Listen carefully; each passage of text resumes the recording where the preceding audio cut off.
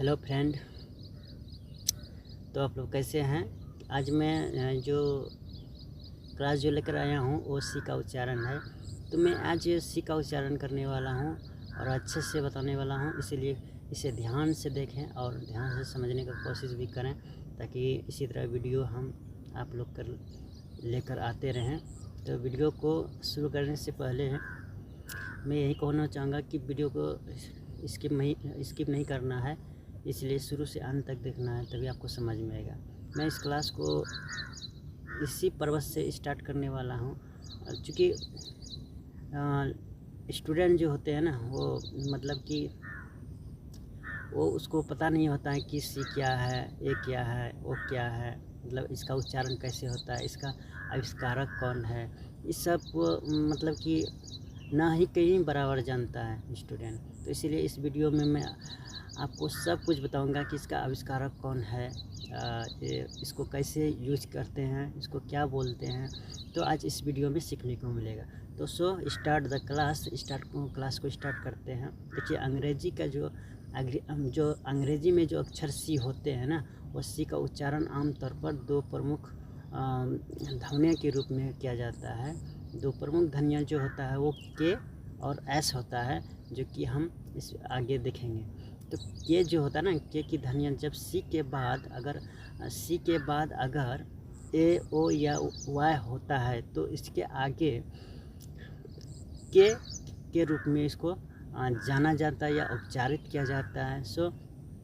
For example, जैसे कि हम देखते हैं कि कैट के आगे हम क्या है, कैट के आगे क्या दिया है, ए दिया है।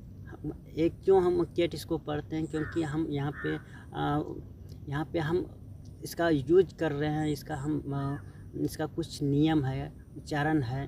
तो ए के 80 के आगे मैंने तो बता दिया है कि ए, याद रखिएगा, ए ओ यू हो तो सी का उच्चारण क्या हो जाता है, वो के रूप में उच्चारित किया जाता है, या उसे के यूज में यूज किया जाता है। जैसे फॉर एग्जांपल कैट बोल सकते हैं, कॉपी बोल सकते हैं। कॉपी क्यों बोलें, क्योंकि सी के आगे वाई लगा हुआ है, इसीलिए हम इसको कॉपी बोलते हैं। कब क्यों बोलें, क्योंकि हम सी के आगे क्या लगा है, यू लगा है, इसीलिए हम इसको कब बोलते हैं, ना कि हम इसको कुछ और पढ़ दें। ओके। तो सेकेंड जो एग्जांपल होता है, सी को हम कभी कभी एस के रूप में भी जानते हैं, एस की ध्वनियाँ के रूप में हम जानते हैं। तो एस की जो ध्वनि होता है, जब सी के बाद अगर ई आई वाई या वाई होता है, तो इसका उच्चारण क्या हो जाता है, वो स के रूप में होता है, यानी कि स की ध्वनि के रूप में उच्चारित किया जाता है। फॉर एग्जांपल, अगर हम सिटी को देखते हैं, तो सिटी जो होता है उसमें सिटी जो होता है, सी के आगे क्या लगा है, आई लगा है। मैंने बताया था कि ई आई या वाई हो तो उसमें क्या हो जाता है, उसको हम सिटी या सेंट, सी के आगे क्या लगा है, ई लगा है। साइकिल में भी सी के आगे क्या लगा हुआ है, वाई लगा हुआ है। तो इस चीज़ को छोटी छोटी हमें ध्यान देना पड़ेगा, शब्द को समझना पड़ेगा और बढ़िया से हमको इसको यूज करना पड़ेगा, पढ़ना पड़ेगा, तभी आपको समझ में आएगा। कुछ लोग तो साइकिल को भी नहीं पढ़ पाते हैं, तो इसलिए इसका जो उच्चारण होता है ना, अगर वो परफेक्ट पकड़ लिया तो अंग्रेजी और सीखना बिल्कुल आसान और बच्चों का खेल हो जाएगा। ओके गाइस, तो मैं इस वीडियो में यहीं तक कवर करने वाला हूँ, क्योंकि अगर इसका तो उच्चारण बहुत है, अगर इसका हम उच्चारण उदाहरण लेंगे तो बहुत है, आप इसको घर में बैठकर भी बना सकते हो। ओके, तो वीडियो बड़ा हो जाएगा, इसीलिए हम यहीं पे इसको समाप्त करना चाहते हैं। लेकिन सी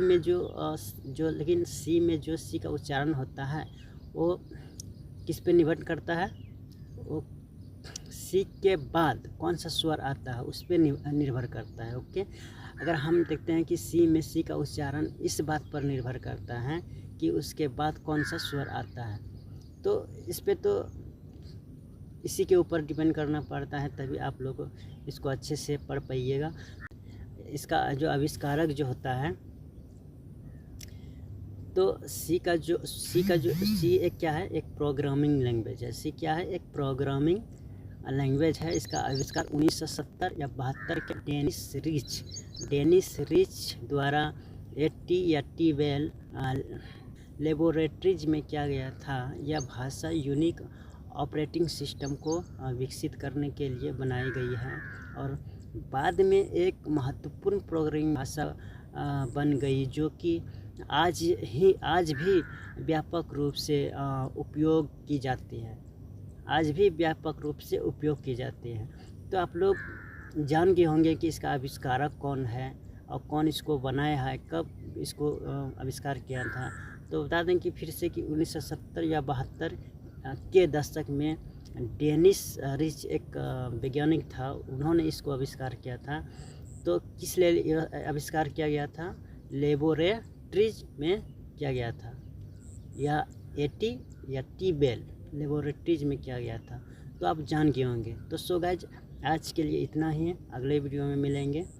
तो थैंक यू, बाय बाय।